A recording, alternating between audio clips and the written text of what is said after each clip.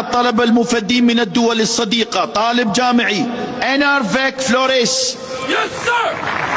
Nanguna bilang top 1 si Police Major Enar Vic V. Florese ng Camarines Sur Police Provincial Office sa 52 kalahok mula sa 35 bansa sa International Police Exchange Program na sinagawa sa Abu Dhabi Police College sa ilalim ng United Arab Emirates Ministry of Interior.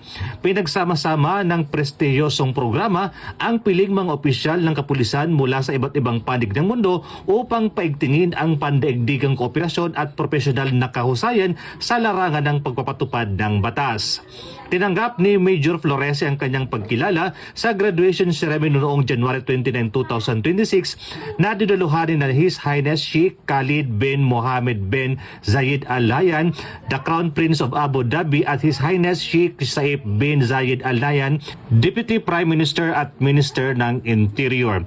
Binigyan diin sa okasyon ng kahalagahan ng internasyonal na pagtutulungan at pagpapatupad ng liderto sa makabagong pagpupulis. Pinuri naman ni Philippine Ambassador Alfonso Viver si Major Florese sa kanyang pambihirang tagumpay at sa marangal na pagdadala ng pangalan ng Pilipinas sa pandaigdigang entablado. Ang kanyang tagumpay ay sumasailalim sa bisyon ng PNP na magkaroon ng isang mahusay, epektibo at kapakipaniwalang serbisyo ng pulisya na nakabatay sa mga pangunahing pagpapahalaga sa integridad, profesionalismo at kahusayan sa paglilingkod bayan.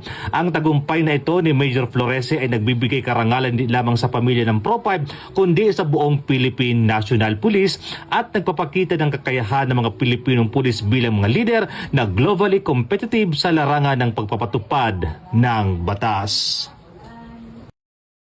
Mula dito sa Bicol Region, ako ang Police News Network Correspondent, Police Staff Sergeant Merculito Pilubin Diniger, alagad ng batas, tagataguyod ng Balitang Pulis.